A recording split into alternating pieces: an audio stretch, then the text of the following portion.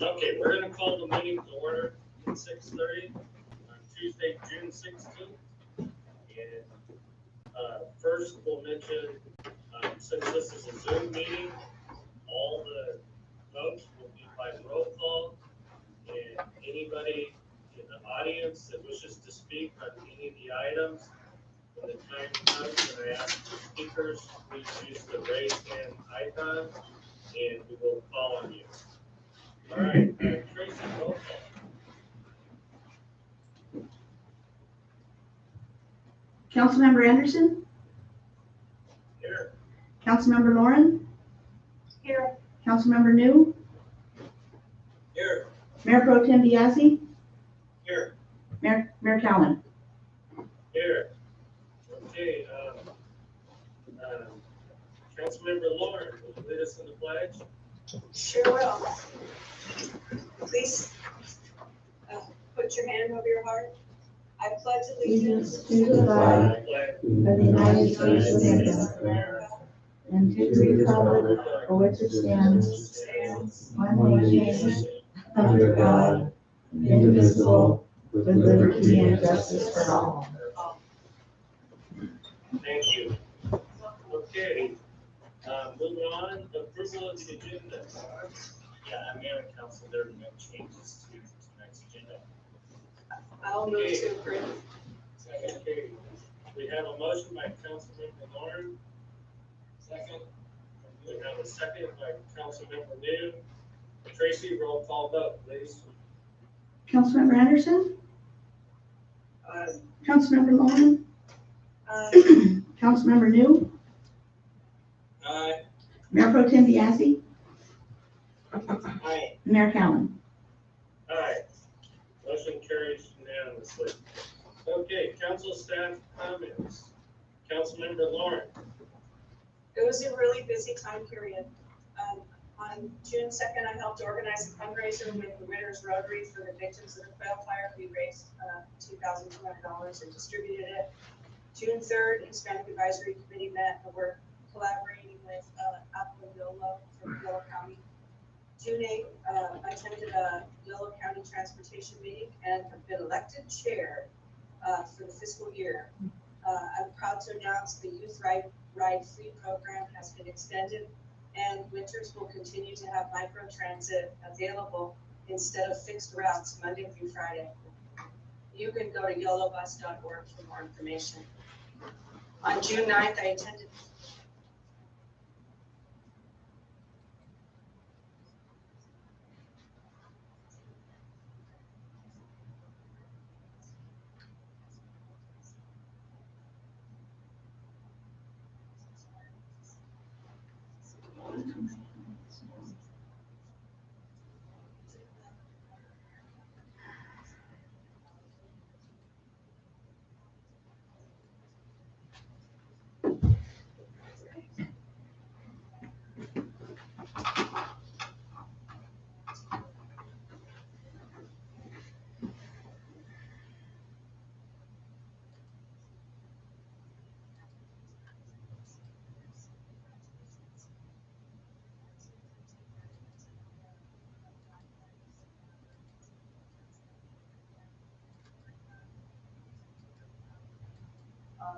and putting together an event filled with empathy and healing. This part's kind of long, but I think it's really important. June 15th, I attended a board meeting for YSGA, that's YOLO Subbasin Groundwater Agency. They're working collaboratively on their groundwater sustainability plan. It's a plan for management of our aquifer for all groundwater dependent ecosystems. We heard a presentation by the Northern California Water Association on water legislation, which included the state budget being $220 billion with a $54 billion hole in it. We were informed that $9 million of the state budget will go toward funding for GSPs, that's the groundwater sustainability plans that everybody's supposed to be making in the state. Additionally, the budget earmarks some money just for the Yolo County area. The Yellow Bypass, Knight's Landing, and Cache Creek's settling basin will all receive money in this budget. The rest of the update was about money going towards economic stimulus and fire resilience. I wanted to mention that for our friends in Golden Bear, I reached out to Kristen Sicky. She's Yolo County Flood Control and Water Conservation District Assistant General Manager, on groundwater concerns shared with me by some of my friends in Golden Bear. And she assured me that she's engaged with their concerns, that the Water Conservation District has started monitoring that area very closely, and that Grant Davids is their resident contact on water issues should they have concerns. On June 15th, I reviewed tonight's agenda via Zoom with City Manager John Donlevy. And on June 16th, along with fellow Winners people, helped distribute food from Yellow Food Bank. Thank you. Okay, thank you. Councilmember Anderson. Yes, thank you, Mayor. I have a couple of meetings this last on June 10th. I attended by Zoom an air quality management meeting in Davis. First Zoom board meeting we've had. And on June 11th, which is a Thursday, I attended the Lower Peter Creek coordinating meeting, and that also was a good meeting. And that's all I've got to report. Okay, thank you. Councilmember New. Yes, thank you. On June 4th, I attended a SACOG land use and natural resources meeting by Zoom, and we discussed how money would be distributed and ongoing trials with what the state is doing and changing things that they've sent us, and then we have to go back and make changes in what we've written. On the 10th, I attended a meeting with Mayor Cowan for the KWW and the city team, and discussing the initiatives that they've written. On the 14th, I attended the city team Zoom, the city team's meeting to discuss the North area and any thing involving that. On Monday the 15th, I met with Shelley to talk to her about the budget. Also on the 15th, I had a KWW and city meeting with the mayor, and then on the 16th, I met with John Dunlevy to discuss the budget. Then after that, I zoomed into a Strong Towns meeting about open streets, and that is it. Brings us to right now. Thank you. Okay, thank you. Mayor Pro Tem Biazzi. Thank you, Mayor. Couple things to report. On the 12th of June, attended the Chamber Board meeting. We'll be rolling out their new website design soon, so it's going to be very much improved over what they previously had. We'll have a community calendar on there where we'll be able to see events coming up, things like that, once we're able to have events again. But they're going to be really highlighting the businesses on there and getting information out on what's going on with our chamber. On the 13th, I attended the Black Lives Matter protest down at Gregory Park. I'd say they did a good job organizing that and keeping it peaceful, which I very much appreciated, and got the word out very good. Also on the 15th, I spoke with Shelley on the telephone regarding some questions on the budget. On the 15th, I also met with the city manager via Zoom to discuss tonight's agenda. Just wanted to say thank you to our fire department for their response to the quail fire up there and all that they did to get that under control so quickly, working with all the other agencies, and to our police department for their presence at Rotary Park in the area downtown on Saturday during their protest. They did a good job and stayed in the background, so thank you to all of them. Okay, thank you. All right, I've got a few things as well. On the 4th, I attended the first half of the city staff meeting, and then I logged on to an executive commission to address homelessness meeting. And then that was followed by a meeting at City Hall with the city attorney and some of the owners from Green River. And then also on the 4th, I met with Councilmember New and the city attorney and the city manager regarding the KWW initiative.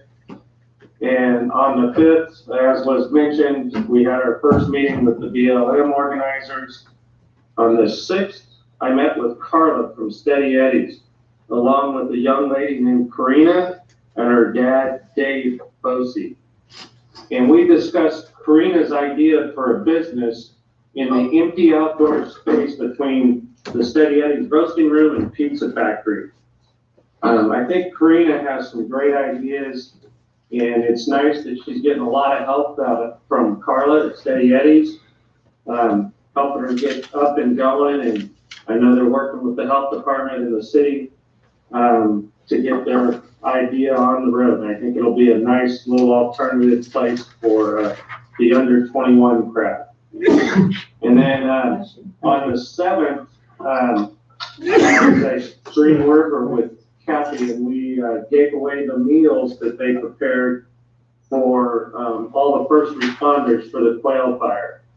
And I think we dished up about 130 to 135 meals. Some of them went out in the field, and then a lot of the first responders, fire, police, sheriffs, and also evacuees came to the restaurant to get a good hot meal. So I think they all appreciated that a lot. And I gotta thank Green River for cooking it, and Lorenzo's provided a lot of the food, and Hedrick Farms provided everything for the salad. So it was kind of a team effort there. On the 8th, we met with the BLM organizers again.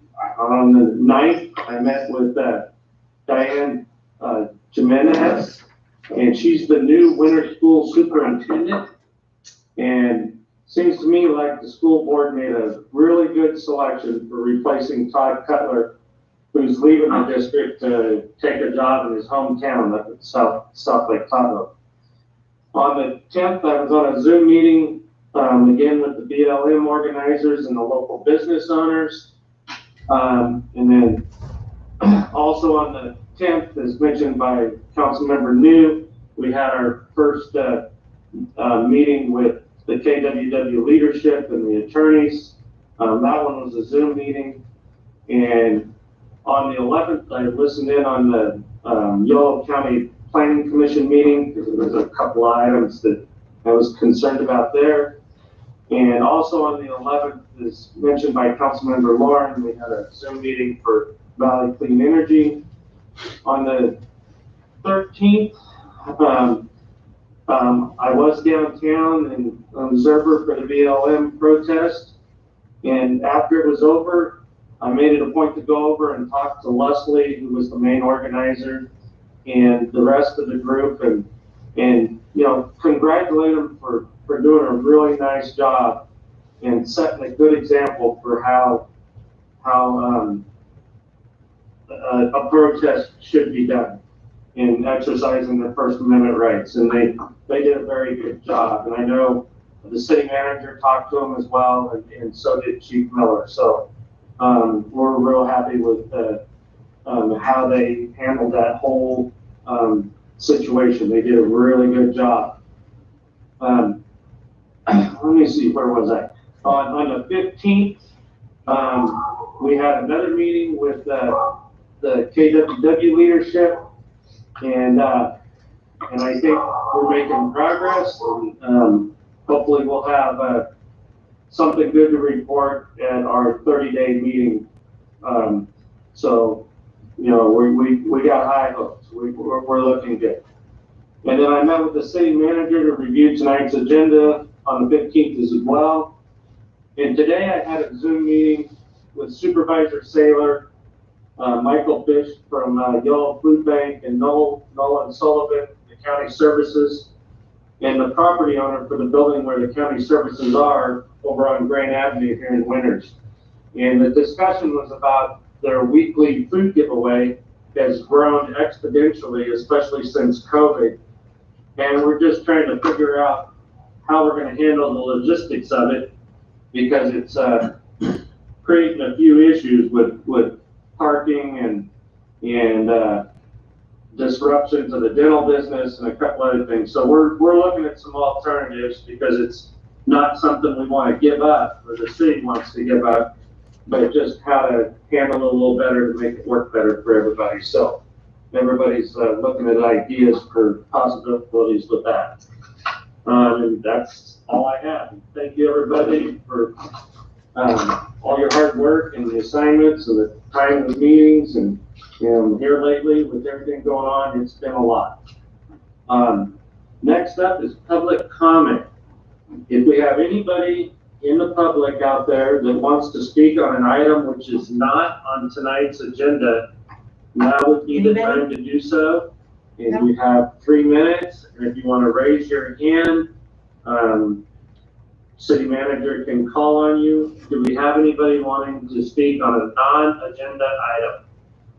I see Tina's hand, John. Yeah. No, let's go to Tina, and then we'll go to Jeff Pass. Okay. So, all right, I'm trying to unmute you there, Tina. All right. Oh, here I am. There you go. There you are. Council members Lauren, Anderson, and New, Mayor Pro Tem Briassi, and Mayor Cowan. I just wanted to comment about the BLM protest. It was well done. Well done. The organizers did a great job. It was good to see a lot of city leaders there. The chief was there. I got to talk to him, and I just want to say kudos to the organizers. Over 60 years ago, my mom and dad wanted to buy a piece of property in Hayward. My mom went in, the guy said, yeah, come on in. You qualified, dad had a great job. And so she came home excited about this new house. My dad then went with my mom to the sales office. They saw my dad and said, I'm sorry, no monkey could buy this house. Wow. And a lot of you know that I am half Filipina, and that still stabs me in the heart. This Black Lives Matters is very, very important. Let's stop this racism that we have. The story about the 2 boys that go to winter schools and being called the word nigger is horrible. And I really, really applaud the mom for telling us about this. Again, I want to thank the organizers. Job well done. And I want to thank all the city planners and everybody. Job well done. Thank you, Tina. John? Okay, I have going next up is Jeff Pass. Jeff? You're now unmuted. Thank you. Thank you, Mr. Mayor and City Council. I think as a follow-up with Black Lives Matter, I think that was a great second Tina's congratulations for the event organizers and the city and the people of the city in it. I think it's timely to follow up with a question. And my question to the city would be, Mr. Mayor, would be, what is our city's use of force policy? And particularly, what is our city's use of force policy around the chokehold? And I guess, is it time for a review? Maybe, Okay, thank you for that question, and we we'll, have the chief on, maybe the chief can answer the question for us. well, we don't do that in public comment, but we can certainly have him address it, at another meeting.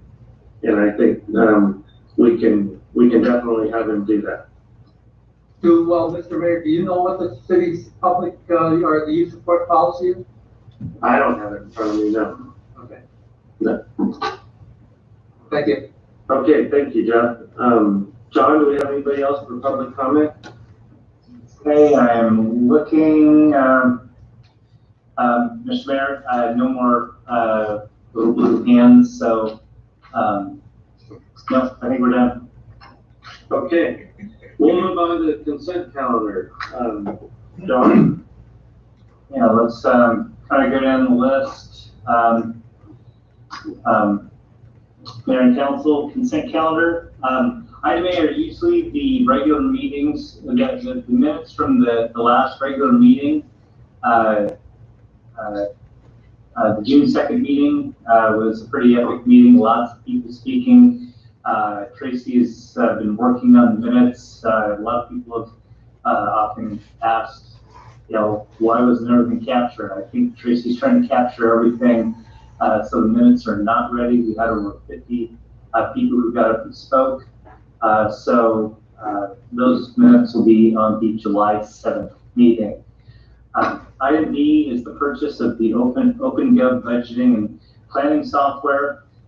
This is part of our overall succession management plan, which is not only going to be able to help us institutionalize, take a lot of our institutional knowledge and put it into a one-stop system, but it will also aid tremendously in transparency. One of the key attributes of OpenGov is that it not only does it produce a lot of our reports, but it automatically will be posting a lot of information onto the city's website for accessibility to the public. Item C has to do with the different employee associations we have. Tonight we're talking about the budget and the side letter agreements are a part of the agreements that will be talked about during the budget. Item D is a cooperation agreement with the YOLO RCD. This is for a rendo eradication on Buda Creek. This ultimately will be a really nice collaboration. YOLO RCD, Solano RCD, as well as Solano County Water Agency and the Buda Creek Council. It'll be a teamwork exercise. Item E is acceptance of an irrevocable offer of dedication for right-of-way in the Stone's Throw Phase 1 subdivision. It seems like we are accepting one panel of concrete at a time. I've mentioned to the council that my direction to the city engineer is that he's going to hold these things and we'll bring them back in one consolidated manner. Item F is a proclamation of the city in celebration of World Elder Abuse Awareness Month, which is this June. Nice proclamation, super important cause. Item G is the implementation and acceptance of an agreement with a company called Paymentus. This will do a lot of things. Allows for electronic billing for all of our utility payments, acceptance of everything from PayPal to Venmo to every type of credit card. It will save people money and it will save the city money on various things. There are many parts to the Paymentus credit system, which we will implement. It's not all going to happen at once, but we'll probably launch various aspects of it over the course of probably the next year. And then finally, the City Council adopted an overall planning program, which includes a number of things, including the housing element, a climate action plan, doing various types of planning updates to the city's general plan, including the idea of a specific plan, The Local Early Action Planning Grant Program, also known as LEAP, was enacted by a legislation 8101. This is 65,000. This is the required resolution that goes along with that. The grant application will partially fund really three aspects. First, parts of the housing element. Second, will be part of the climate action plan. And then finally, it'll promote outreach, community outreach and engagement for the overall program. And that's the consent calendar. Okay, thank you. Is there any questions on the consent calendar? Okay, seeing none, is there any public questions on the consent calendar?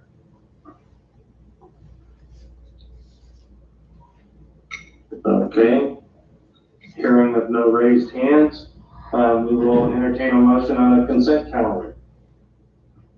I move that we approve the consent calendar. Okay, motion by Mayor Pro Tem Biaggi, and the second? Yeah. Okay, and second by Councilmember New. All right, Tracy, can we have a roll call vote, please? Councilmember Anderson, Aye. Councilmember Lauren,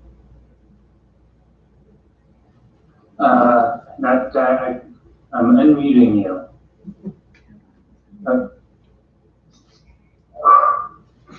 That's The part. That's not my dog. Aye. Councilmember New, Aye. Mayor Pro Tem Biaggi, Aye. Mayor Cowan. Aye. Okay, motion carries unanimously.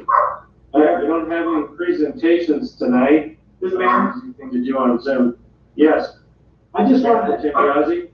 I just wanted to make a couple comments on the consent calendar, that we just approved it. But I just want to say, we go through a lot of things on the consent calendar, and I just want to say some of these things that we just approved are pretty important things that are going to help the city in a lot of areas. The open depth software, it's going to be really big in the future with our financial budgeting work, and will help Shelley's load, and we'll have it in the computer. The Arundo removal with YOLO RCD is, being on the creek committee, I see the work that they're doing, and they're gonna partner, I believe, with the Solano RCD to try to get some of that Arundo out. And if anybody doesn't know what that Arundo is, it's that stuff that looks just like bamboo, and it's very invasive, and it takes over our creek. So I think that's great that they're gonna come in and have a crew that's gonna come in and work on getting rid of that. The credit card services that we're signing up for, that Paymentus, to be able to put our city bills and have them, we can send them out e-bills, and for those who want a paper bill can still get one. But I mean, those and the LEAP grant, these are all big things that, we go through pretty fast on a consent calendar. I think it's important for the city, the citizens, to know that these things they're really gonna help the city out in the long term. So just wanted to make a few comments on that. Okay, thank you very much for those comments. All right, there's no presentations tonight, kind of a hard thing to do on Zoom. So we'll move on to our discussion items. And the first item we have is the review of the winter's policy department draft for the automated license plate reader. And I believe that'll be taken care of by Chief Miller. Yeah. Mayor, I'm trying to find it. Hold on a second. There's Chief Miller.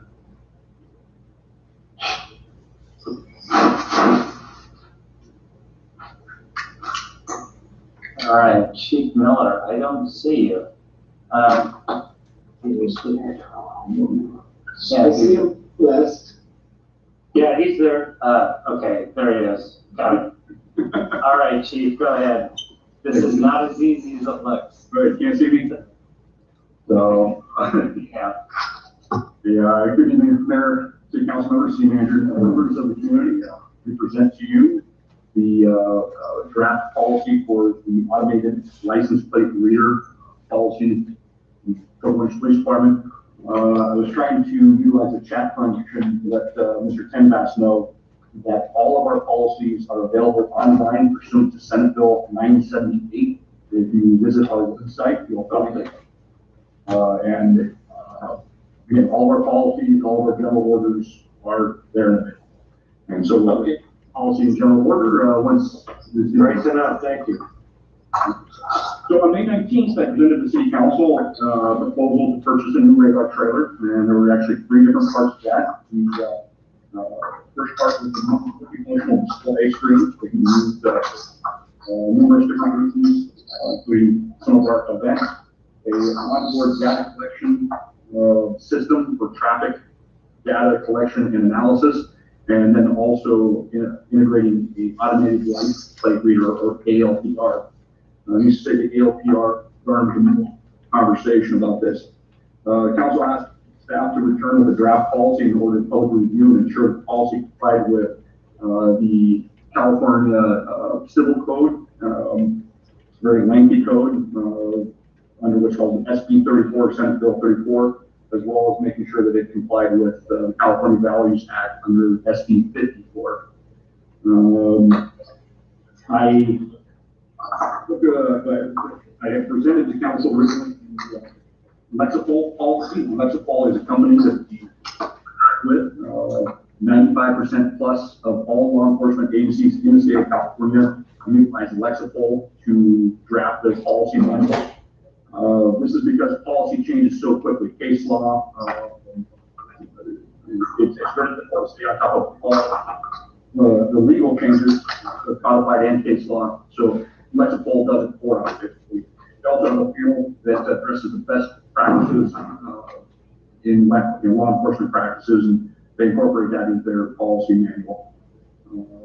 The policies can be edited, modified for the local jurisdictions, but generally speaking, we adopt most of the policies because, like I said, they're well drafted and meet the legal requirements. So the LPR policy outlined specifically that the agency needed to develop guidelines. In discussion on May 19th, it was brought up about the state auditor's report on LPR technology, which I did read pretty in depth. And one of their biggest complaints about the agencies that they reviewed, 4 agencies, first of all, remember LAPD, Los Angeles did not have any policy whatsoever. The other agencies had not updated their policy, or they weren't in compliance with their policy. Primarily because they didn't develop the guidelines that were required in the policy. I reviewed over 200 ALPR policies that are available online to try to why reinvent the wheel? So I developed plus numerous other resources that I took into consideration that I included in the packet, including vigilance, the Motorola company for vigilant, their safety and security measures, or what they call their security white paper. All in all, I drafted what is called a general order. General order we utilize in conjunction with our policy manual. They're used to take immediate changes to policies and procedures, modify the policies, create a new policy, and currently I have somewhere in the neighborhood of 23 or 24 general orders in place at the police department. They're used to sometimes address temporary situations or policy or a particular part of a policy changes often. It's just much easier to modify the general orders than it is to modify the policy manual. And in this case, there's several very specific things that need to be addressed, including the name of the ALPR administrator, which can change every few months if necessary, as the sergeants rotate assignments. I'm very meant to use probably the most thorough, without a doubt, is the most thorough that I reviewed out of the 200 policies. And I'm very confident that it addresses all the issues under the Civil Code as implemented by SB 34, and it also addresses the concerns about SB 54. With that, I'll open to any questions. Okay, Is there any questions from council?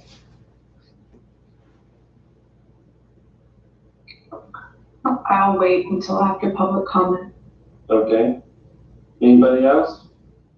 Okay. We'll move on to public comment then. John, do we have any hands raised?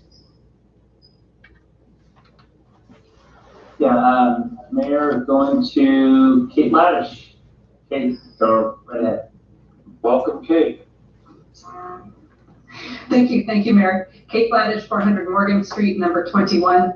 And I'd like to start by thanking staff, especially Chief John Miller, for bringing the automated license plate reader usage and privacy policy to council for discussion in accordance with SB 34 before the Winters Police Department uses the new surveillance technology.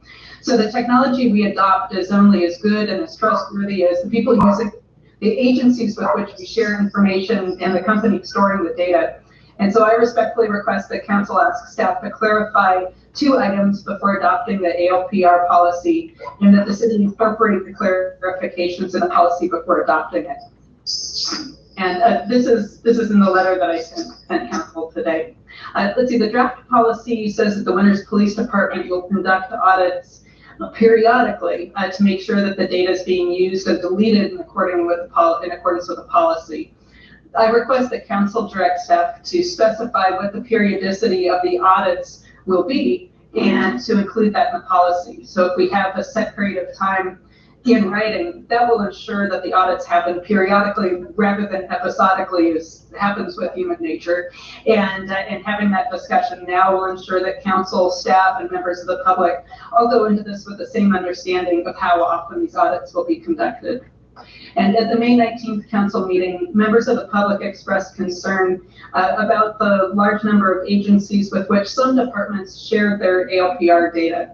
So I request that council ask staff to specify if there will be any limits on the number of law enforcement agencies that can receive our ALPR data, and how many agencies the Winters Police Department can anticipate sharing the data with. So as the chief mentioned, there was a state auditor's report in February of this year, and that showed that there were still problems, the problems remain with ALPRs, even with SB 34 and SB 54 in place. So I really appreciate council and staff having this public discussion to ensure that we uphold our community values as the city adopts this new technology, and that we reduce the risk for unintended use or abuse of the data in the future. So thank you for the discussion. Thank you, Kate. John, next. I'm looking at the list, and once, twice, I think that's it. Okay, thank you. I do want to mention, we did receive, as Kate mentioned, we did receive an email letter from her with the 2 questions that she brought up in her comments. And let me see. I think I'm looking over my letters list, but I think that was the only letter I received in regards to this item. So we'll go back to council discussion or questions or motion or whichever way we want to go here. I have a comment. Go ahead, Councilmember Lauren.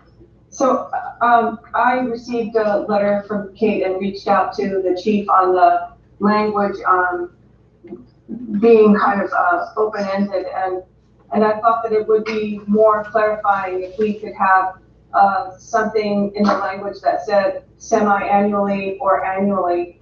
I realize that staff at this time, all of the city is under the conditions of having a really tight budget, and time is also part of that budget.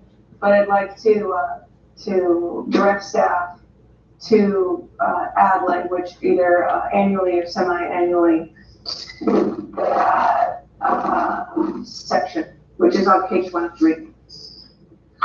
Okay. Anybody else? Council comments? Okay.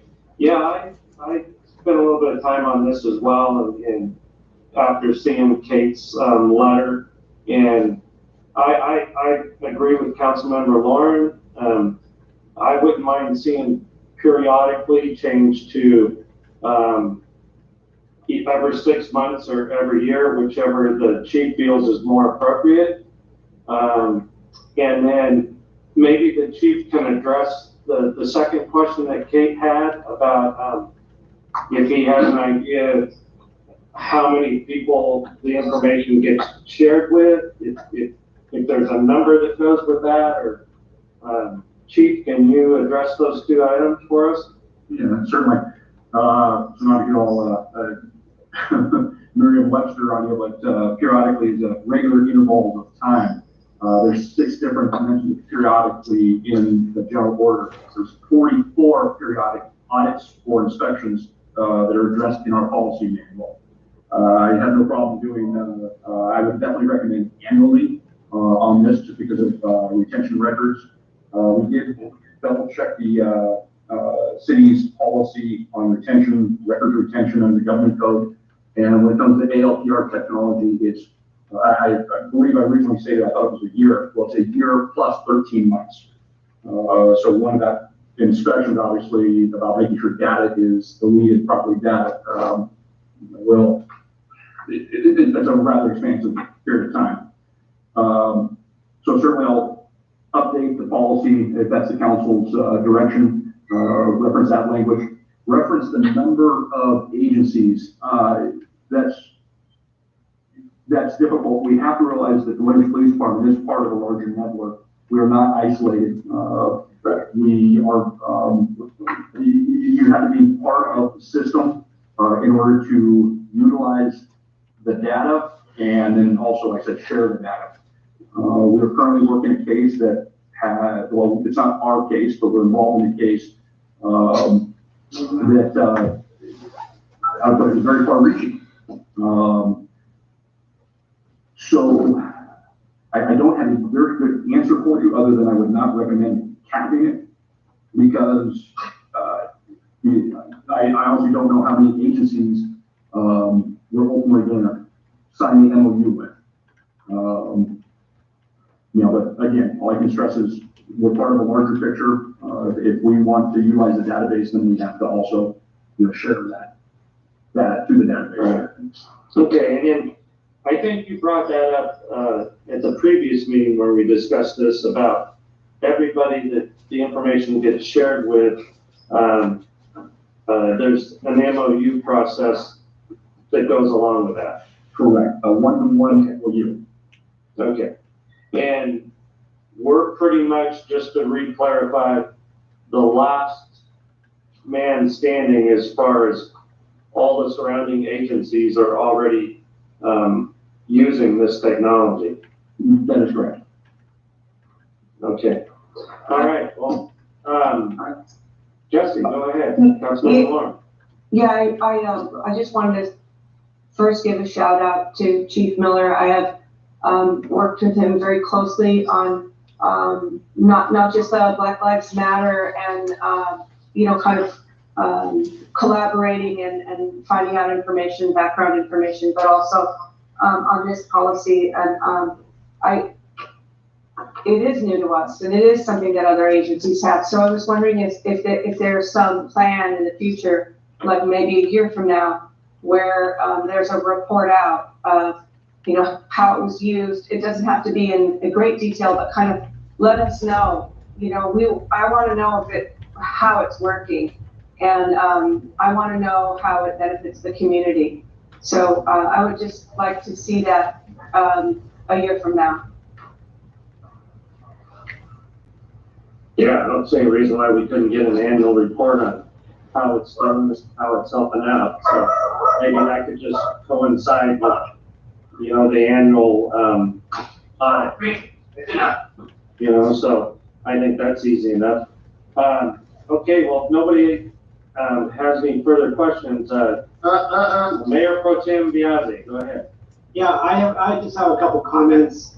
First would be, I think, putting a cap on what agencies, how many agencies we share with would be difficult because that may limit us in some of the investigations that are going on. If we say, well, we did our cap already, sorry, we can't share information with somebody on that. there could be, if we have a missing child or something like that, Amber Alerts that somebody from our area, we want to share that with some other areas. And I think if we put a cap, that might limit the usefulness of this. So I don't think that would be a good idea, putting that cap on there.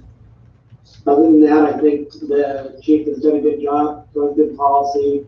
There's a statement in there about hot lists, which, how they only keep information on a department generated hot list for up to 1 year. So I think it's all the other data that they're talking about storing possibly locked. So the hot lists are 1 year. Is that right, chief? Yes, the records retention policy refers to the actual data collected and stored. As I mentioned, the hot list, that's a locally generated thing. So let's say we have a person of interest in burglaries that we've identified, and we have their vehicle. We would generate a local hot list so that if that vehicle came into our area again, we'd be notified. So, and that's the intention, is not to maintain that for forever and ever. There's no reason if we have something like that going on. Other types of hot lists are stolen vehicles. Well, that's put in through what's called the CLEP system, the California Law Enforcement Telecommunications System. So that's a different type of hot list, but not a department-maintained hot list. So hopefully that makes sense. Thank you. Yeah, thank you. Okay, if there's no further questions, we can entertain a motion. No. I have a question. Okay. Go ahead, Councilmember New. I just want a clarification from Chief Miller. I heard he said usually annually, but it could be annually plus 13 months. What is our department going to select? Are we doing it annually? Are we doing it every 25 months? Or I just understand the answer to the question. Yeah, I'm sorry, it's two separate issues. One is the records retention of the data. So the data that is being collected by the unit pursuant to government code, the record retention policy and schedule of the city, that is maintained for 12 months plus, for 1 year plus 13 months. So the second issue is the audit that will be referred to, periodic audits. And obviously I'm catching the drift from the council that they'd like to see the 1 year mark for those audits. So Okay, thank you very much. Okay. I understand. Okay, So, are you looking for a motion? we are, if there's no further questions. Well, Just I would love a to, draft, a review of the draft, is that or is right? it just a review? Yeah, but because if it's a review, I just want to make sure that the clarified language is the ALPR administrator shall conduct an audit on an annual basis to ensure user queries are made for legitimate law enforcement purposes only. That's how I would suggest the language would be read. If I can comment, actually, there's a reference to 6 different periodic Yeah. in the general order. So annual. Okay, so is that your motion with that So change? yeah, I wasn't sure though, if this is a review or a motion, but I would move to approve as updated. I have a question. Go ahead, Councilmember Anderson. Do we, in the report, it seems that the bigger fish out there let us join the pool and they.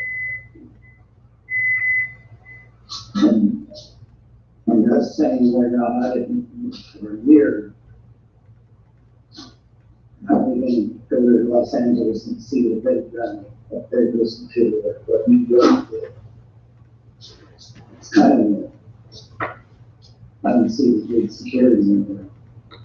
So let's see.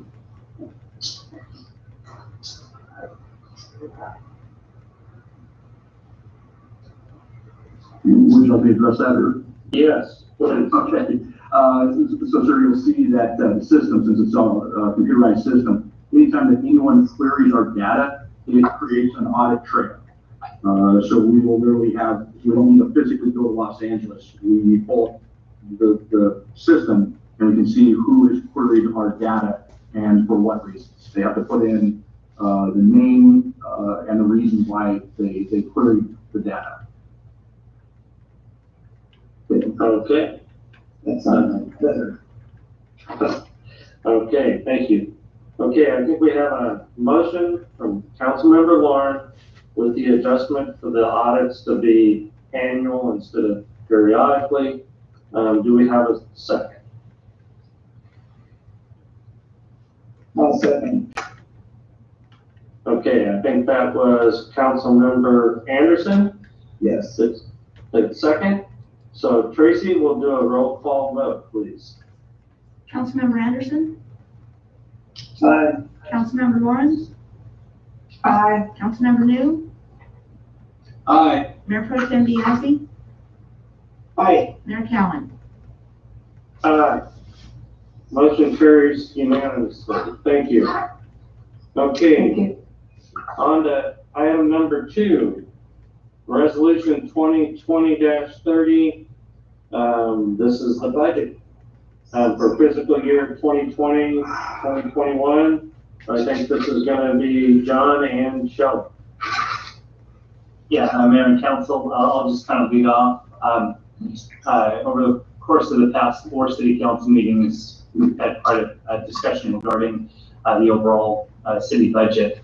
As we've looked at really basic iterations, the impact of COVID, the precipitous drop in things like oil prices and the impacts on so many of the businesses within Winters, the volatility of our overall revenue system. We're giving you tonight a budget which we really hope is going to get us into the initial fiscal year for us.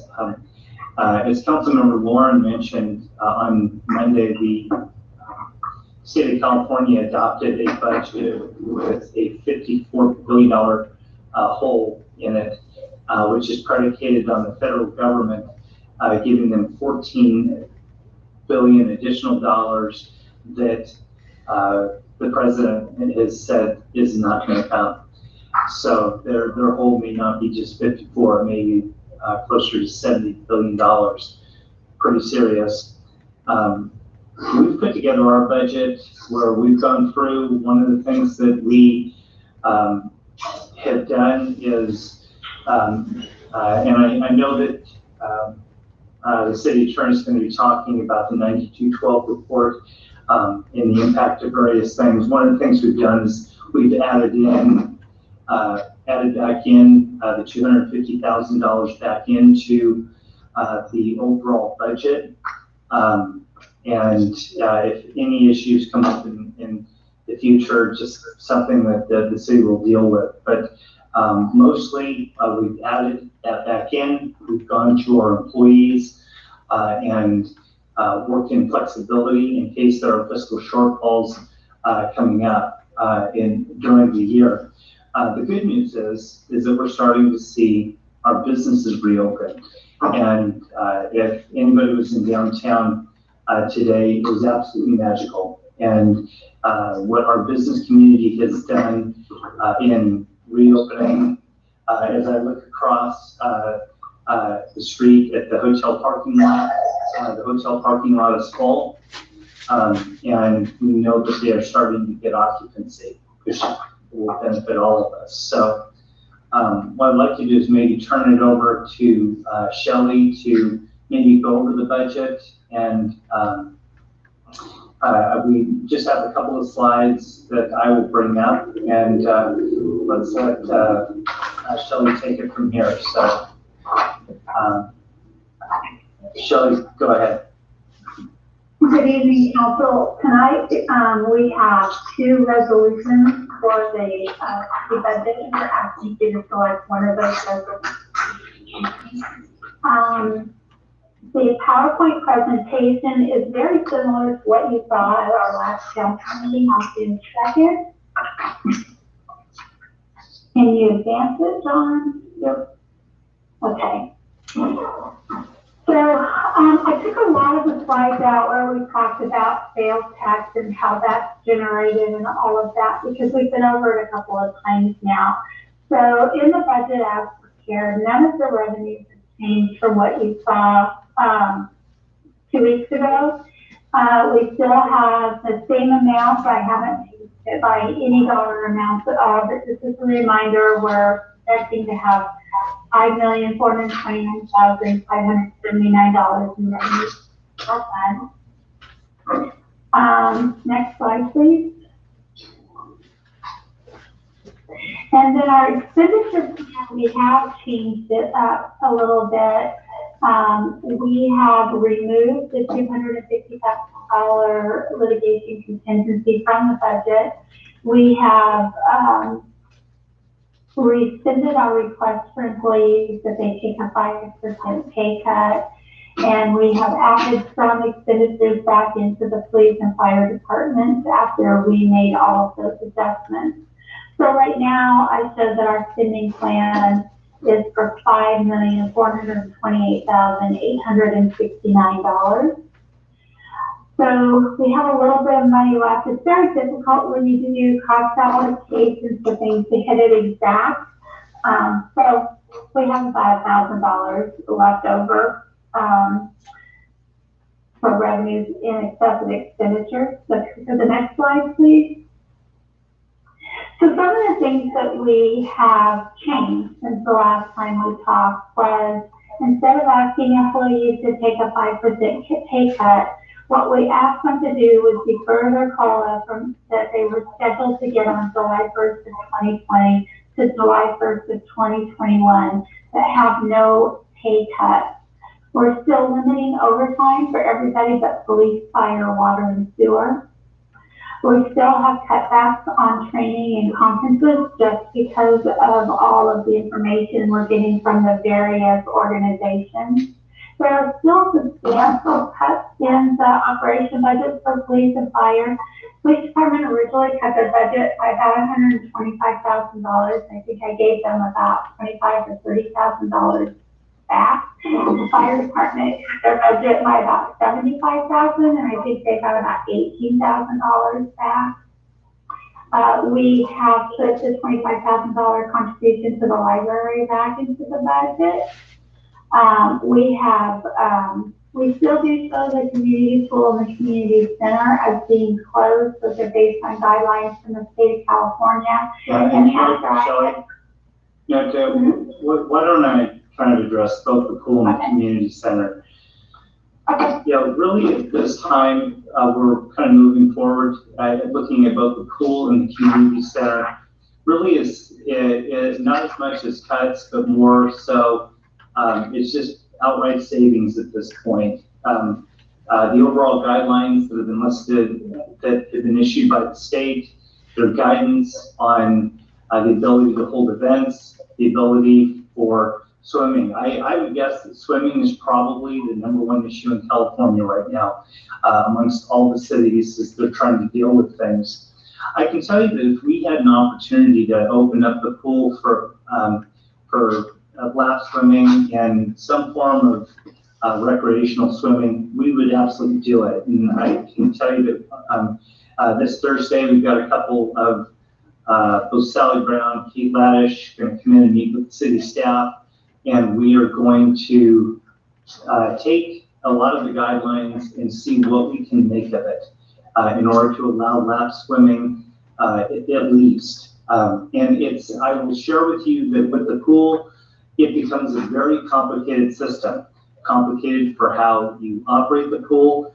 You literally switch from the idea that you show up and go swimming to a reservation system.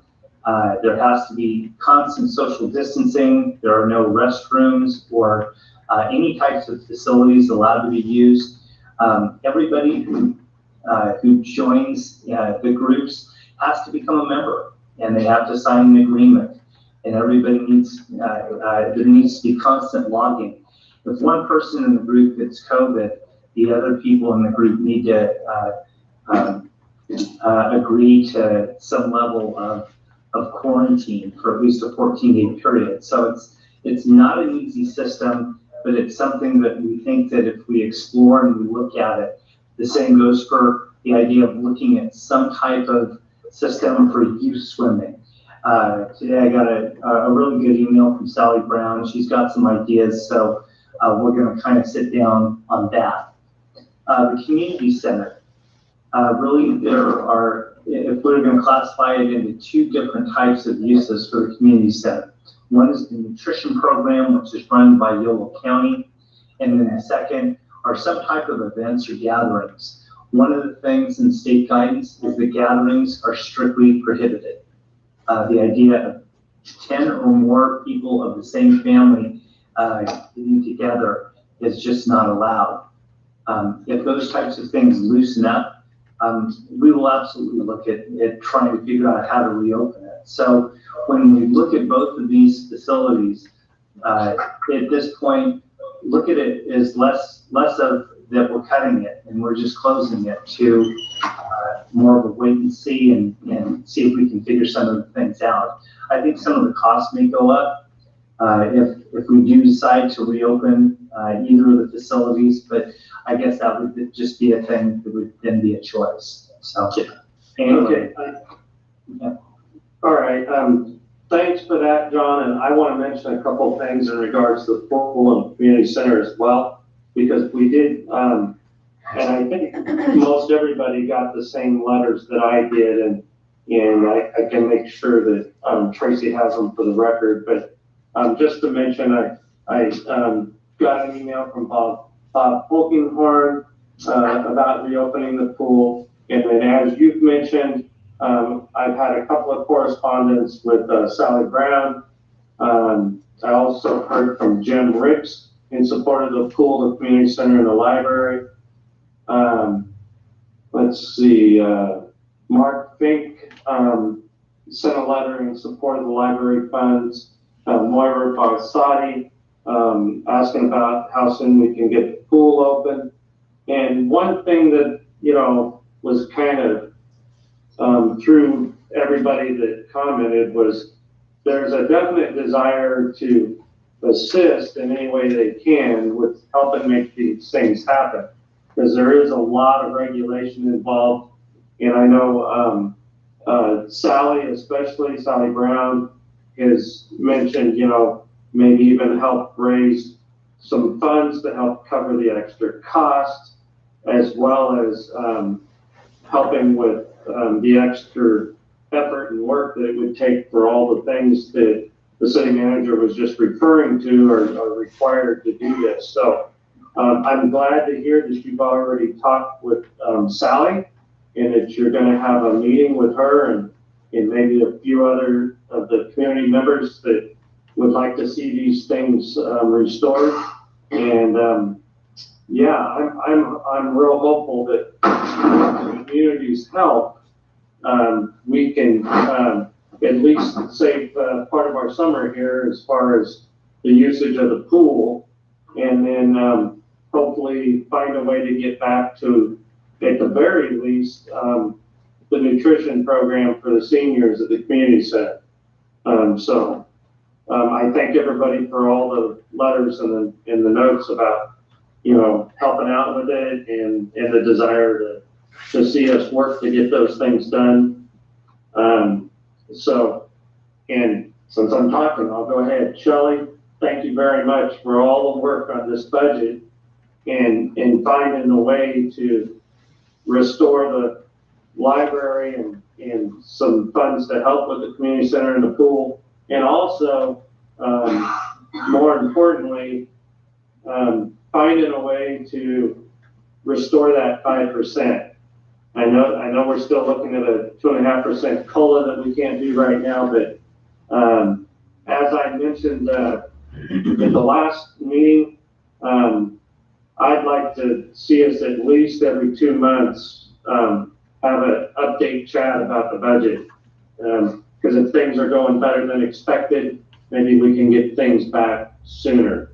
But so I'm looking to get a, like every 8-week update so we can know where we stand, because it may go the other way too. So we just, need to stay right on top of this so we don't have big issues down the road. Was there anything else you needed to add, Shelley, before we get to other questions? And no, Mayor, I have a question. Okay. Councilmember Anderson, go ahead. Regarding the pool. It's, going through the, county and state information that Sally has mentioned. Going into those protocols were seem to be achievable for adults, easier than for children. Because you can't have, the current protocols say you can't have groups. Because you're kind of an adult swim every 30 minutes. Missing is one thing. But if you have children or parents for that matter, in one group, well, the kids are swimming or something like that, there's all kinds of sanitization.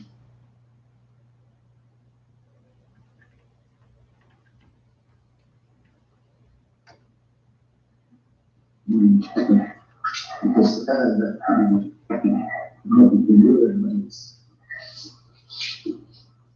we keep changing the rules. The last change was in June 12th.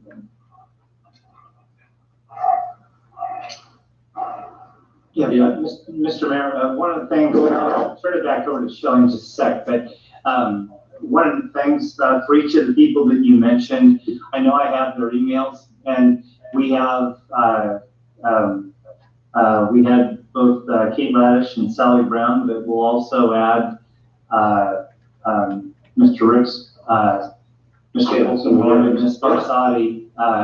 We have an 11 o'clock Zoom on Thursday, and we'd be more than happy to include all of them because, and we actually have quite a bit of information we can send out. So with that, why don't I turn it over to Shelley, and Shelley, why don't you kind of finish up? Okay, so the reduction in staffing remains. We are able to relieve the employees of the burden of having to give back 5% of their pay, but we still need to have the positions that are empty because people have retired or are retiring, or we've had some attrition. So the economic development and housing manager is still going to be vacant. Police commander position still vacant. Police project commit position still vacant. City clerk will be vacant at the end of the year, starting in January. Public works management management analyst position will be not filled once the person that's in that position transitions to a new role. No summer interns, no additional firefighters, and no contract planner.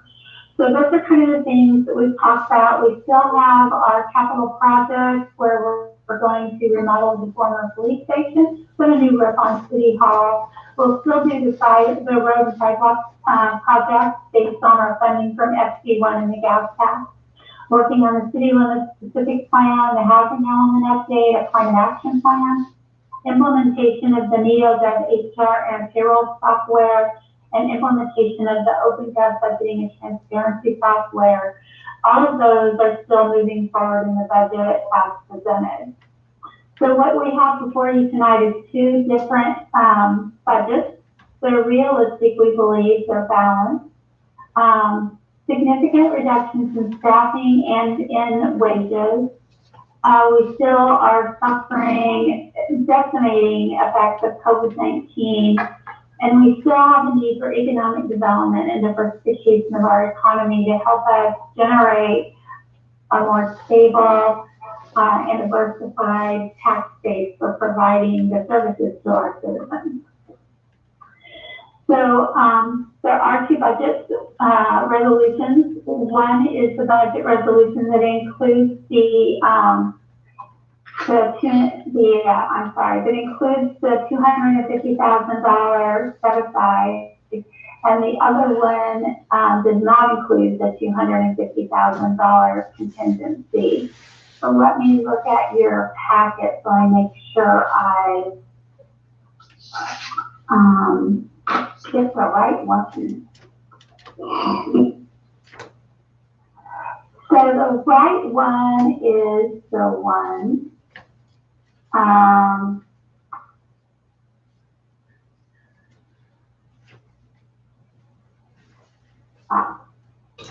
Staff's recommending that you adopt resolution 2020-30, which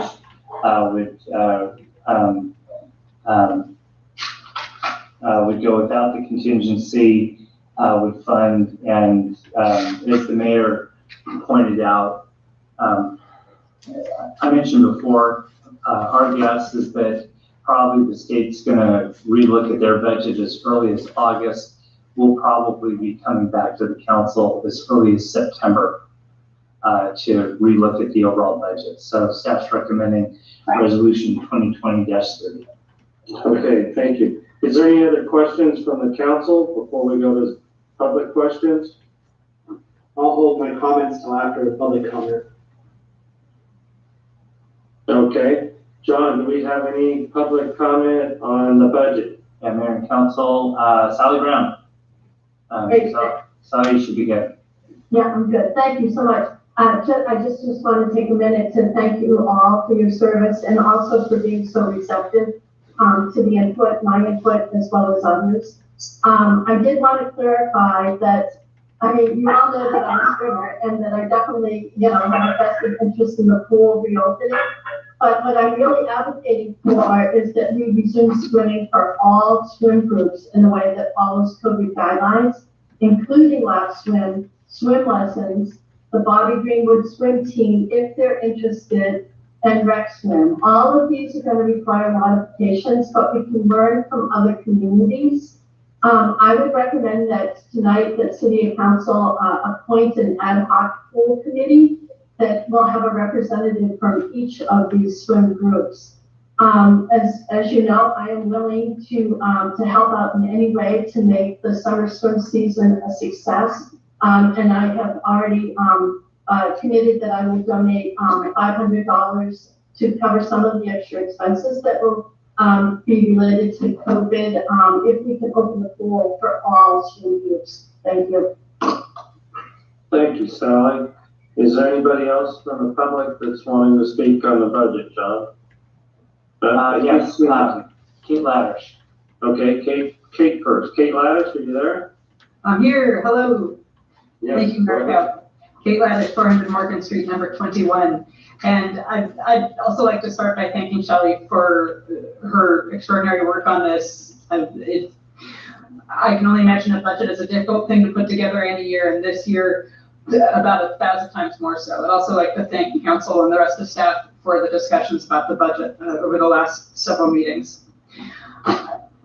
I'm delighted that there's a way to move forward without staff taking an immediate and definite pay cut. I, in good consciousness, wasn't going to be able to advocate for much of anything else if staff was really taking a big hit. And so thank you to Shelley and others for working to find a way to do that. I'm also delighted to see that city funding for the library will be restored for the recommended budgets. Regarding the pool, as you know, all the times that I show up and I'm dripping chlorinated water to do comment at council meetings, I'm a big fan of the pool. Obviously for lap swim, that's what I do, but similar to what Sally said, if there is a way to meet the guidance and protocols put out by Yolo County for swimming to go beyond lap swim, I think that would be a really good thing to have a robust conversation about. I spoke with Lewis Kimball at Yolo County Environmental Health to get a sense of what's possible and what isn't. And like I believe Councilmember Anderson said, as a result, both rec swim and lap swim can go forward in Yolo County to finally meet the guidance and protocols set forward. Lewis is actually far from being somebody who's ready to throw regulatory roadblocks in the way. He is somebody who's a big champion of swimming pools and finding a way to make this work. And so I think the sentence he said was, I mean, a summer without swimming would really stink. So this is somebody who's willing to have real conversations about it, not somebody who's just going to go like, no, it doesn't work. So I think he would be a good resource for us. Lap swim, I'm confident that there is a way that we could design socially distanced lap swim. It's happening in other cities. And in emails that I've sent to staff as well as to council member, get into some of the details of that, as well as something that I sent to the group yesterday. I think rec swim is a tougher nut to crack, but if we don't include the option of having money for summer swim, we don't have an opportunity to try to find a way to make that work. It might look completely radically different than what it usually does. It might not even be called rec swim. I mean, it just to change the mindset. But I think that there is a way that we can get people in the pool this summer. Some programs that we normally have at the pool probably can't happen this year unless they are also really quite changed, which is something that is hard to come out and say. But I think it's really important to keep in mind the epidemiological reality that we're in. But I think that we also have a lot of really creative and dedicated people in the community who are willing to have some real good conversations about this. And so I would appreciate the opportunity for all of us to continue the conversation. Okay. And just really quickly regarding the community center, I talked with Sheila Allen about that yesterday at a different meeting, and she said that right now senior nutrition in the way that it normally happens wouldn't be able to happen because that's a stage 4 event in reopening. So just as it's something to consider with the community center. There may be other uses for the community center that would be. Okay, thank you for that update from Sheila. That's kind of helpful for sure. Okay, I think Tina Loudon had her hand up as well, John.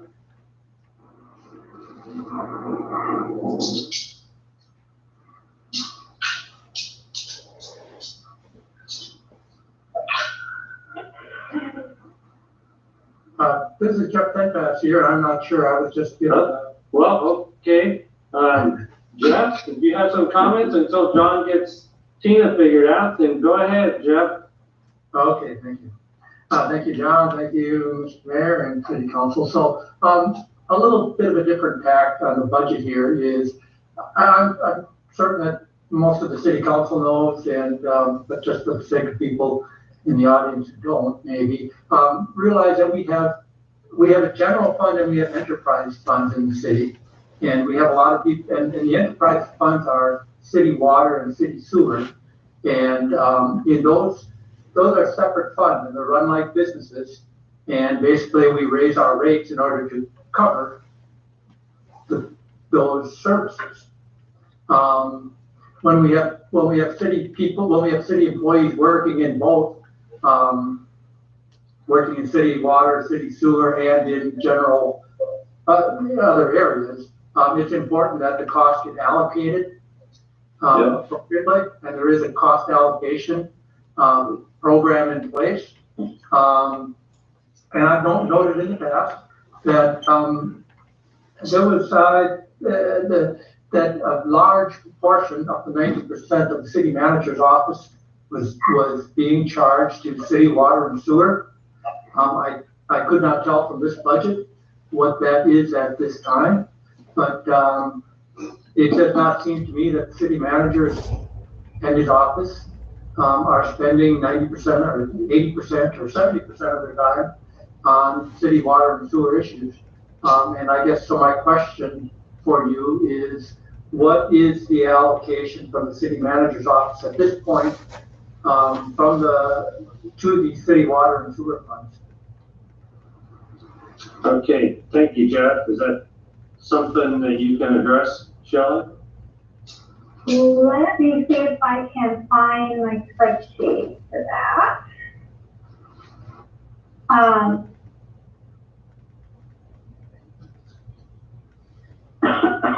Excuse me.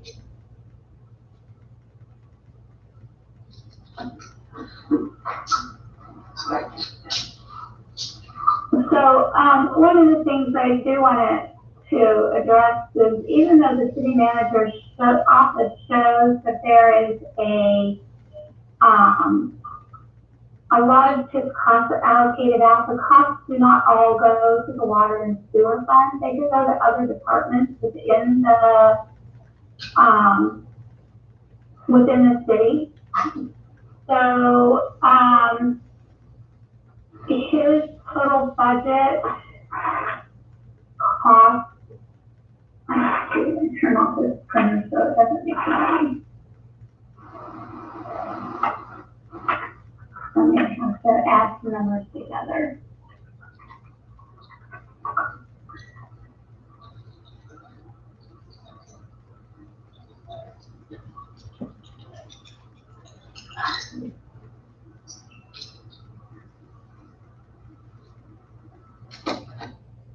So the city manager's total budget, department budget, is approximately,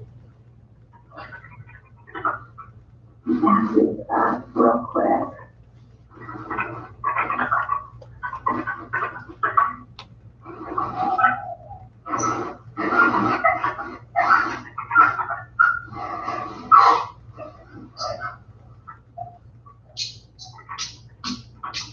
It's about $323,000 is the full city manager budget. Of that amount, about 86,000 of that gets allocated out to the water department, and 79,000 gets allocated out. So less than half of his total cost go to get allocated out to water and sewer. And the cost allocation plan is put together based on a consultant's report. They come out, they look at all of our funds, they look at staff reports, they look at journal entries, they look at how many checks are issued, and they do a mathematical allocation of everybody's department based on the work product we put out. So this is the amount that, based on council agenda items, based on contracts the city manager has to sign, based on checks that are signed. They go through and they do an allocation plan. They look at each department. They look at everything that department does from a paperwork-based system. And that's how they determine how to allocate those costs out. So those costs are not determined by the city. Those costs are determined by the consultant. And they are based on data from the paperwork that's generated via, again, journal entries, checks, staff reports, all of those things that contract. All the paper that we generate, they look at how everybody's involved in that. So less than half is split between water and sewer, and the balance, some gets to the fire department, some comes to finance, some comes to building. It doesn't just get allocated to police and fire, so that's a little bit of it's a little misleading when you see that, yes, close to 90% of the cost in the city manager's department does get allocated out, but realize he oversees the entire city. And so his time is allocated to supervising all the various departments and funds within the city. But the allocation plan applies to every employee in the city, like part of your money, your department is allocated out different places and public works and pretty much everybody gets, So, yeah. They come out, they look citywide at what everybody's doing. They look at time cards, in public works, they look at work orders, they look at all the paperwork we generate. And so every department, with the exception of police and fire and building, those three departments are not allocated out because they serve the, they serve the citizens as a whole. But they receive allocations from, like, finance, because we do their checks and we pay their bills and we issue payroll and we do their clerk reporting and all of that for them. So part of what our service is kind of like charging for our services. And so everybody has allocations. The city council costs are allocated out, HR,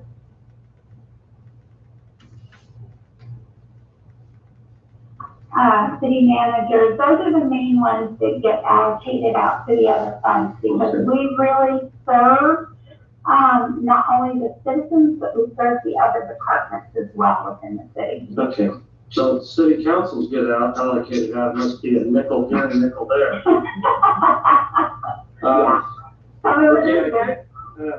Tina was waiting in the wings to speak, John. Yeah, go ahead, Tina, trying to unmute you. All right, Tina. Good. Okay, Tina, trying. There you go. There you go. There I go. Thanks, John. I'm Tina Loudon, 320 English Street, and I would like to make several budgetary comments to the city council members, Lauren Anderson New, Mayor Pro Tem Bayasi, and Mayor Cowan. In this uncertain times with the pandemic and downturn in income tax revenue for the city of Winters, I applaud Shelley, John, and everyone else trying to balance the city budget for the next couple of months. Having done this many times professionally and personally in my lifetime, I know what a push-pull ordeal this is. But I encourage the city to reinstate the following expenditures. Community Center for seniors. I know we have to wait for stage 4, but I have to put 2 cents in. They need the interaction with each other, nutritional meals, and knowing that the city cares. Many of us would volunteer to get it ready for social distancing, offer programs for seniors, etc. And I know it all depends on stage 4. The library. Thank goodness it's restored, and so I'm not going to say my words. The pool. July, August, and September are crucial in winters to have the pool open for lap swimmers, social swimmers, and dip our foot swimmers. And we have to go according to the COVID-19 guidelines. Like Sally, Jerry and I would like to donate some money towards the efforts of the COVID-19. I am going swimming tomorrow, but not at the winter school. It is my understanding that most of our tax revenue comes from the highway business. Right, Shelly? Spread the word that this is where we've been getting a lot of our money. And we need to add this to the city coffers to support these businesses too. Together, we will get through this budgetary situation. Thank you everybody for your hard work. It's so much fun, isn't it, Shelley? Leave it at that. Bye. Thank you, Tina. John, do we have any more public comment on the budget? No, that does it. Okay. Is there any other comments, questions, concerns from the council? Through the mayor, I have a couple comments. Go ahead, Mayor Pro Tem Biasi. I do have a number of comments. Oh, no. A number. Okay. So first off, yeah, the pool. I'm glad to see that we're discussing it, and I know the county's and the state's recommendations came out right after the staff report was put together for this budget, so it made it a little bit difficult to kind of figure out what we're doing. But seeing all the requirements that we have to meet are going to definitely add to the cost of operating the pool. We have to have not only lifeguards, but also we have to have a COVID-19 person there to enforce social distancing, all these types of things. But even with that said, I definitely am in favor of us pursuing some kind of a group that can get together, work out details of scheduling to use for the lap swim, you know, let's see if we can't make this happen sooner rather than later. The swim lessons, you know, some of the suggestions, I think, from our city staff were that we can have maybe swim lessons for the younger kids where the parents are in the pool, the instructor can stay on site and, you know, keep the social distance. That way the kids could possibly still have, I know there's just a lot of details to work out in the pool, but I am hopeful that we can get to that. The community center, we know that mass gatherings can happen. We can't have wedding receptions, not allowed, that type of thing that would be done in there. As far as the seniors using it, I wish we could open it for that. But one of the biggest recommendations from state guidelines is that we not have the elders who are more susceptible to the disease and putting them all in an enclosed space. And then we could potentially be, you know, making them more exposed to something that they wouldn't otherwise be. So I'd say we just, you know, we continue to review it as things change, which we know things seem to change day by day on all the guidelines, but we keep an eye out on all that, do everything we can to reopen it. I'm glad to see that we refunded the $25,000 to keep the library open. I think that's important for everybody in town. I'm very happy to see that we're not going to be cutting city personnel's pay by 5% for now, but we'll go back and look at it again in February and see where we're at. I'm hopeful with our businesses being able to reopen slowly as they are, and the successful reopening and no resurgence in the curve of cases of COVID going up, that we're able to generate that tax revenue that has gone down and we'll get it to come back up sooner than later. Also, on the one thing that really hasn't been talked about a lot tonight is that we're taking, in the budget that's being proposed, we're talking about taking out $250,000 that we had previously discussed for litigation, potential litigation. I think it's important for people to know we are, you know, for now, because our budget is so tight, the recommendation is that we take it out of the budget.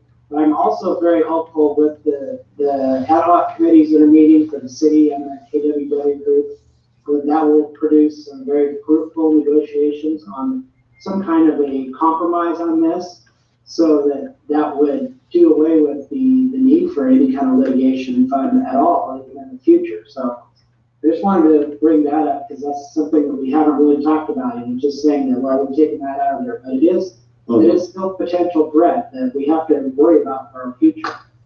I'm glad to see that we are looking at other options of keeping the things that are important to the citizens and winners, keeping those things open and doing everything we can to take care of our city employees as well. So thank you to Shelley and to the city manager for all the time you put in putting these numbers together.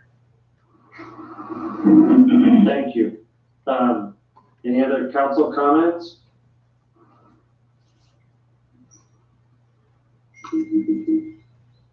Gotta get unmuted, Jesse.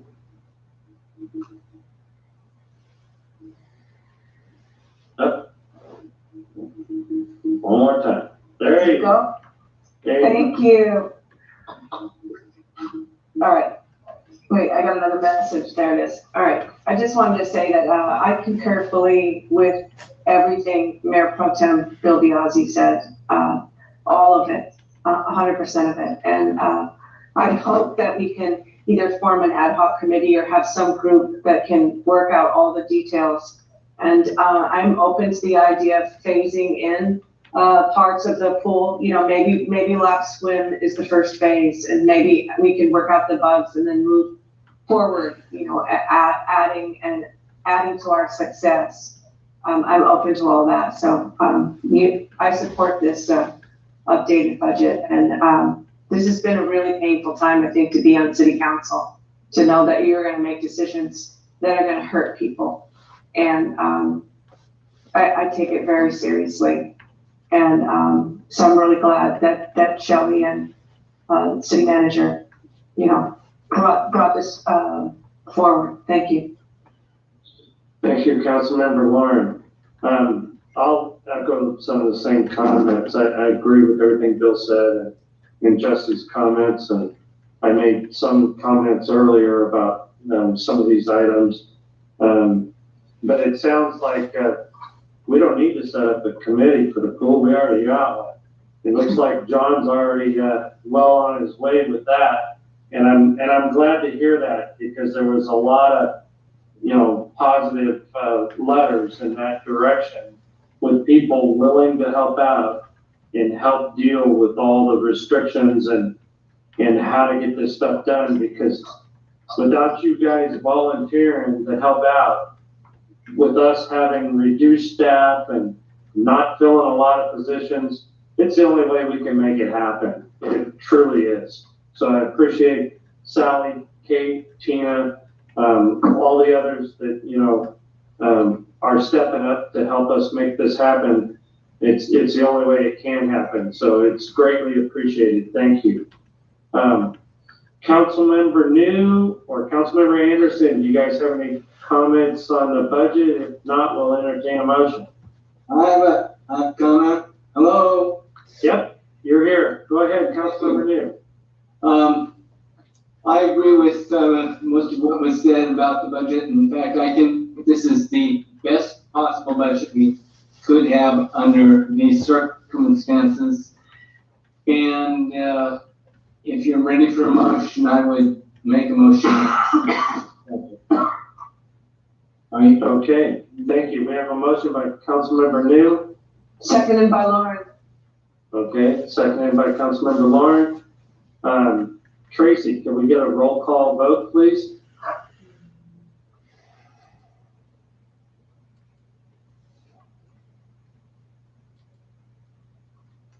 Councilmember Anderson? Aye. Councilmember Lauren? Aye. Councilmember New? Mayor Pro Tem Biasi? Aye. Mayor Cowan? Aye. Motion carries unanimously. All right, moving on to our next item. We have an update on the Election Code 9212 report. That's going to be given by our city attorney, Ethan. Go ahead. Thank you, Mayor, members of the council.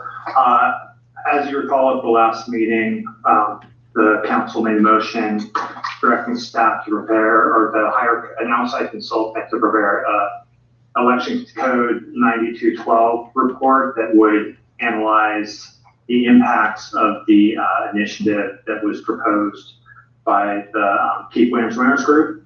And as you also know, we established an ad hoc committee made up of the mayor and Councilmember New to have conversations with KWW representatives related to the initiative, the 9212 report, and how we could move forward. So the KWW and I have also been participating in those meetings. I'd say we've had a handful of meetings, and I've had a lot of side conversations with their attorney.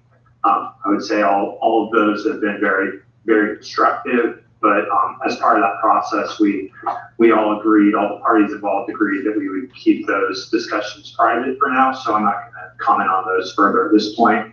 But one issue that we did want to bring back to the council was the issue of the 9212 report. And the reason for that is because when we took it forward, Councilmember Biasi made the motion that we would prepare the report, and we didn't have a good sense of cost associated with that.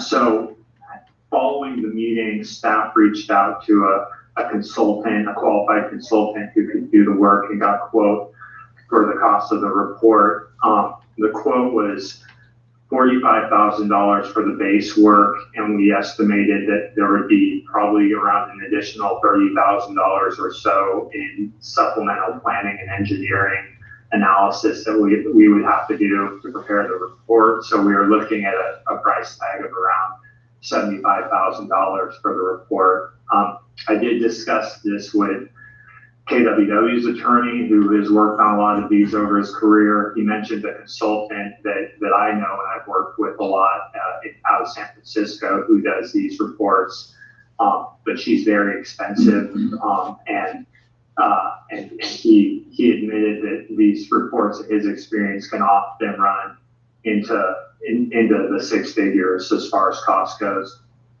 So, in addition to that, given that we have 30 days to complete the report and the level of analysis that would have to be done to do a really comprehensive report, we all kind of agreed as we were discussing this that we didn't believe we would get something out of this that would really offer much value to the discussion kind of within the community, because we just wouldn't have time to really vet it and make sure that it was address all the issues that we needed. And we would be looking at, a cost in the $75,000 to $100,000 range. And so the ad hoc committee and the members of KWW who've been involved all agreed that given that we were having these ongoing talks and given that the city is really constrained as far as our budget, it was in everyone's best interest to kind of narrow the scope of that. And what we discussed is that I would prepare a report that would be extremely streamlined, that would meet the basic statutory requirements of the 9212 Elections Code, Section 9212. Once I prepared it, I would run it by KWW's attorney, in the vein of the efforts that we've been making to improve our communication and collaboration with that group, and make sure that he is in agreement that what I prepared was sufficiently impartial, and then bring that forward to the council at the 30-day mark, along with the decision on the petition and any other kind of status update on the discussions we had. So that's a different direction than what you all discussed at your last meeting. So I wanted to make sure that you were aware that we were going and offer you the chance to give us any feedback on it. But I would say that's my strong recommendation at this point, really given the cost associated with that report and the efforts that we're making to try and use our budget in more productive ways. So with that, I'm happy to take any questions that you may have. Okay, does any of the council members have questions for Ethan? Everybody's okay? I know Pierre and I are, because we've been part of the conversation, but we just really felt once we started this discussion with the KWW leadership that, the money would be better spent in other areas, and that with the progress we're making with our talks, we feel that this is the best approach right now, and it'll satisfy what Ethan will do and put together for us, will satisfy the law. I have a comment. I would just like to say, I was the one who made the motion at the previous meeting to direct this report to be done. And I think the advice of our city attorney on, the way we're gonna move forward with it, agreement with KWW on a streamlined report put together by them, is a good approach to getting this done. And, like you said, the constraints that we have in our budget right now, spending, $75,000 to $100,000 or even more on a report, and getting a useful report within the 30-day time period, of which we only have about half of that left now, I think it would be very challenging. So I think this is a good direction. Thank you. Councilmember Lauren. I just wanted to say that I strongly support the process, and I think that that's how we move forward, is by letting the process take place. Thank you. Okay.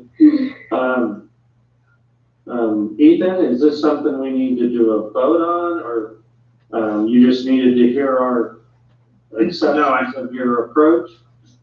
Right, that's all I need at this point. As long as you're okay with it, we don't need a motion on it. I would give people the opportunity for public comment, because I know this is a matter of significant interest in the community, but I don't need a motion on it. Okay. John, do we have any raised hands to speak to this item? Bob Fultonhorn, let me unmute Bob. All right, Bob. How about now? Yep. You're on. Oh, First off, I want to thank the council and Ethan for such a clear presentation this evening.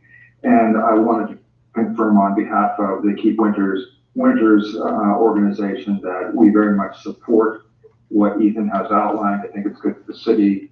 It makes all kinds of sense.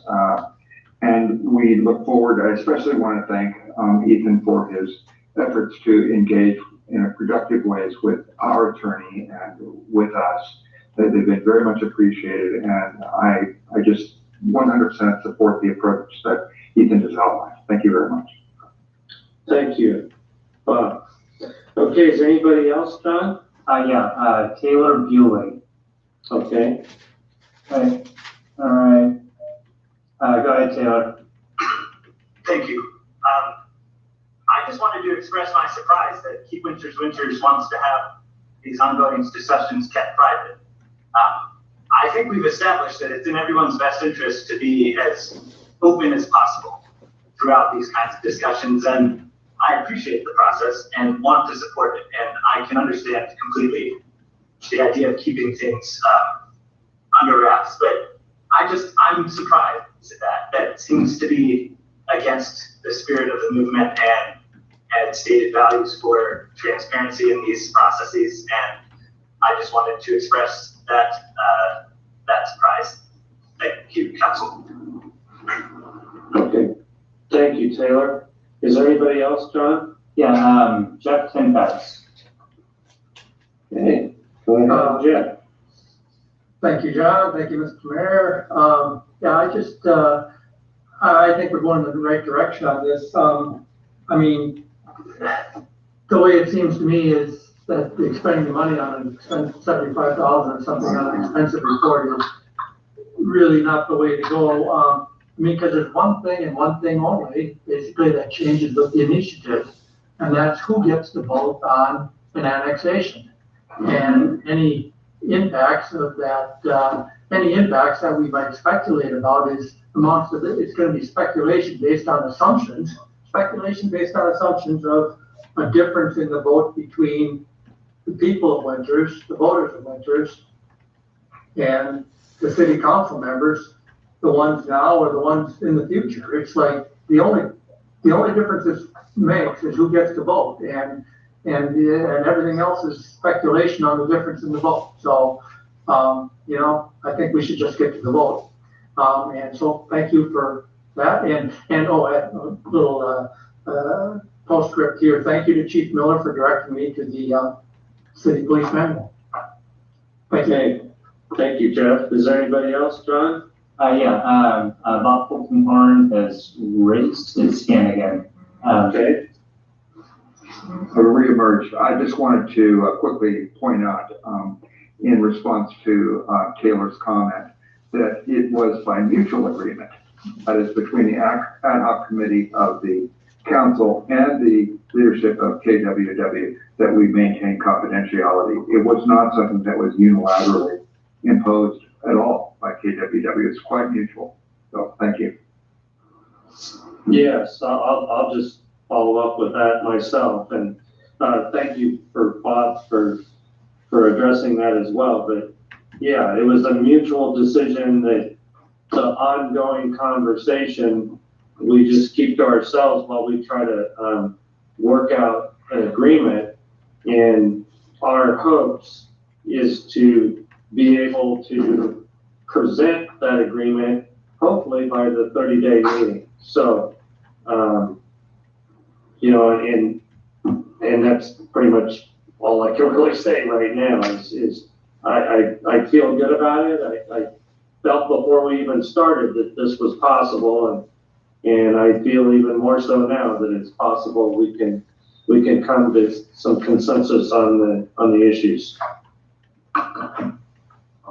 Mayor, I just wanted to comment briefly also on the whole issue of keeping the conversation private, and I wanted to emphasize, that through this process, no one is going to make any decisions without robust public comment and robust opportunities for speaking on this. And obviously we have a petition that's pending right now that would go to the voters. So, you know, I do want to emphasize, I think part of the effort to keep our conversations private is to kind of, you know, build a relationship. And I think that has been something that's been very successful, and people have been able to kind of make good strides in that.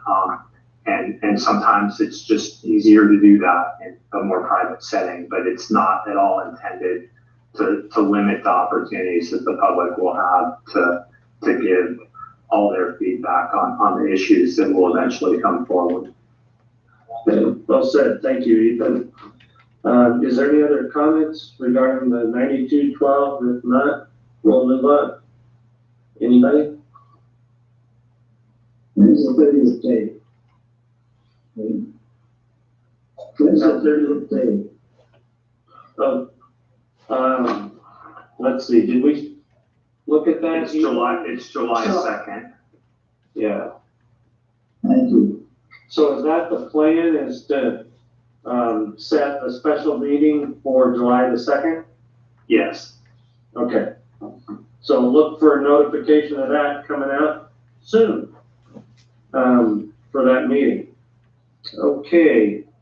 Moving on, I think that's all our discussion items. And we will be going into a closed session today. But first, city manager's report. Can I interrupt before the city manager's report? I just have an announcement. I think it's really important for anybody that's on this line to hear this announcement, that the Palms, for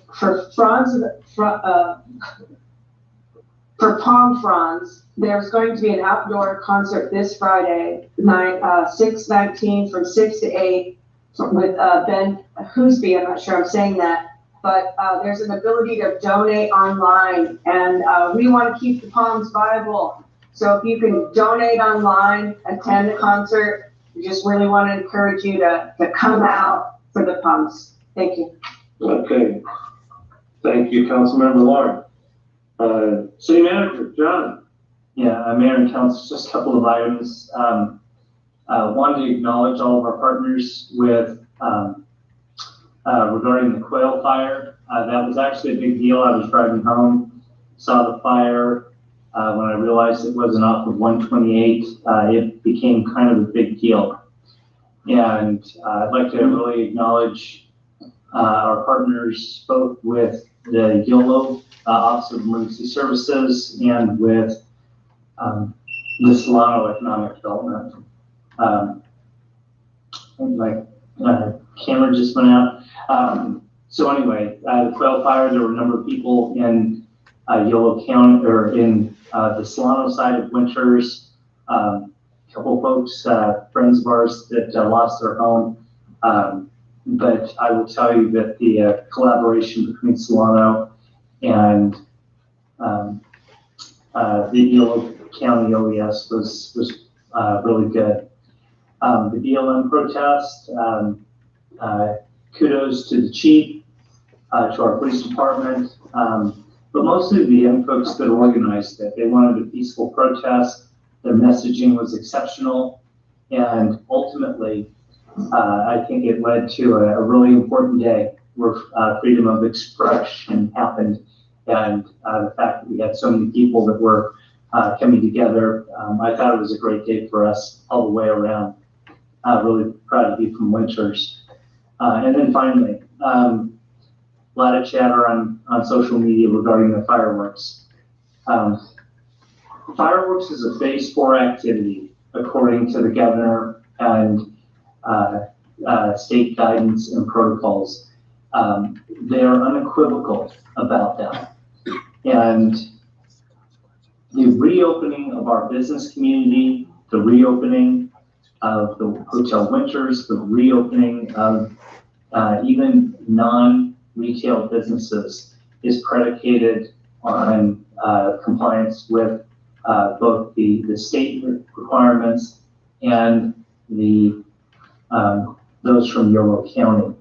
I will tell you, somebody who shot the show for 14 years, do I want to have a fireworks show? Absolutely, we want to have the fireworks show.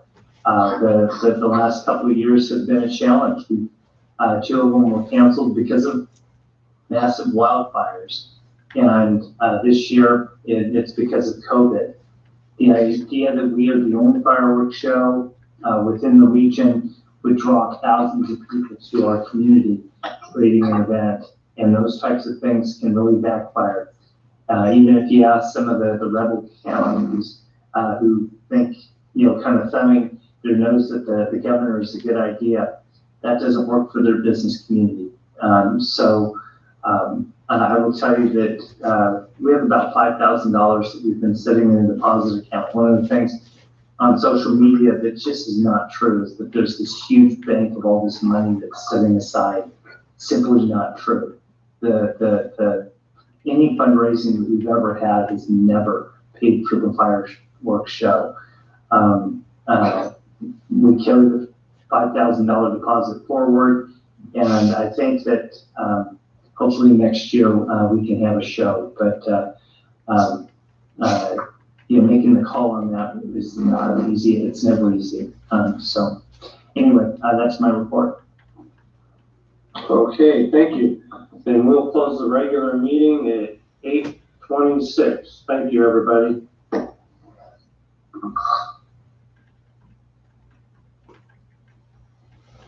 All right. Will they come back in after the executive session? I doubt it. No, I don't think so. They don't have to- They'll report out the executive session at the next regular meeting. They will? Okay. Thank you. You're welcome. I was more worried about here in the pool thing. So public restrooms are closed at the pool, but you're gonna have all these people swimming. I'm not gonna be swimming. I'm not swimming in that. That sounds like a Me big neither. problem. It's a recipe for disaster. Have a good night. Good night.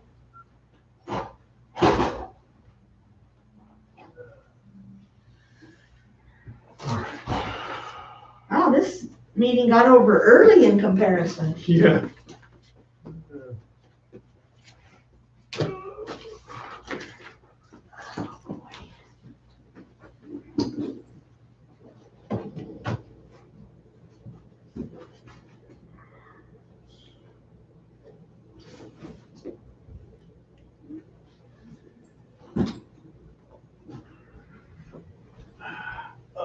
Thank you. All right, you're welcome. We'll see you later. Bye-bye.